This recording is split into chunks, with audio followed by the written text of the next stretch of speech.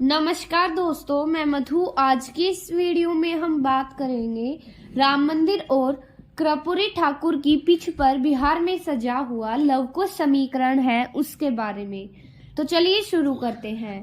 कर्पूरी ठाकुर को भारत रत्न देने की घोषणा के साथ भाजपा ने पिछड़ों और अति पिछड़ों को अपने पाले में करने की सियासत भी बढ़ा दी है, क्योंकि अब नीतीश कुमार भाजपा के साथ आ गए हैं। इसलिए आने वाले लोकसभा चुनावों में 40 सीटों की दावेदारी भी भाजपा के नेता कर रहे हैं। राम मंदिर शुभारंभ के उत्सव और कर्पूरी ठाकुर को भारत रत्न देने की घोषणा के साथ भाजपा के सियासी तार पहले ही कसे जा चुके हैं। अब इसी के साथ बिहार में हुए सत्ता परिवर्तन और नई सरकार में लवकुश समीकरणों से जो सोशल इंजीनियरिंग का ताना बाना बुना गया है, वह लोकसभा चुनाव की सियासी पिच को मजबूत कर रहा है। सियासी जानकारों का मानना है कि नीतीश कुमार के एनडीए के साथ आने से बिहार की 50% से ज्यादा हिस्सेदारी वाली सियासी समीकरणों पर दावेदारी मजबूत हुई है।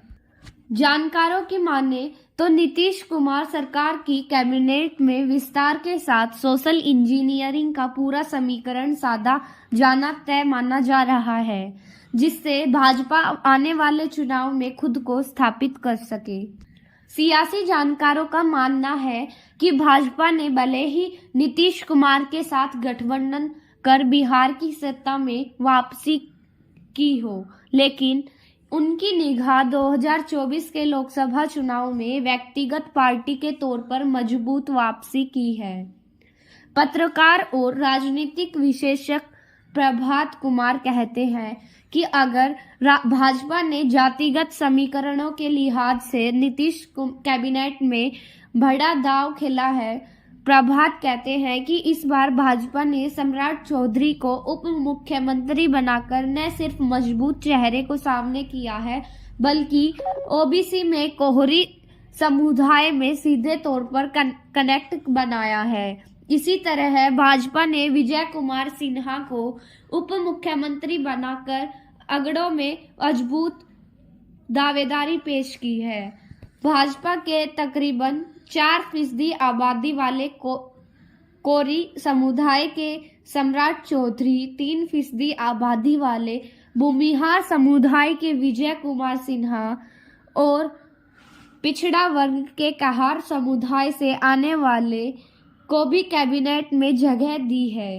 राजनीतिक विश्लेषक ब्रजेश जास कहते हैं कि अब तक के मंत्रिमंडल में भाजपा ने भूमिहार, कोहरी और कहार समुदाय का समीकरण साधा है। जैसे ही मंत्रिमंडल का विस्तार होगा, ब्रजेश कहते हैं कि इस वोट बैंक पर नीतीश कुमार का मजबूत दावा रहा है, लेकिन जिस तरह से केंद्र सरकार की योजनाओं में इस वर्ग को तरजीह दी गई है, उससे भाजपा भी इस बार मजबूत दावेदारी कर रही है। उनका कहना है कि कर्पूरी ठाकुर को भारत रत्न देने की घोषणा के साथ भाजपा ने पिछड़ों और अति पिछड़ों को अपने पाले में करने की सियासत भी बढ़ा दी है। बिहार में नई जाति जनगणना के आंकड़ों के मुताबिक अनुसूचित जाति की आबादी तकरीबन 20% है। 6% के करीब पासवान और 5.5% के करीब रविदास को आबादी है। 3% के करीब मुसहर बिहार के सियासत में महत्वपूर्ण भूमिका निभाते हैं।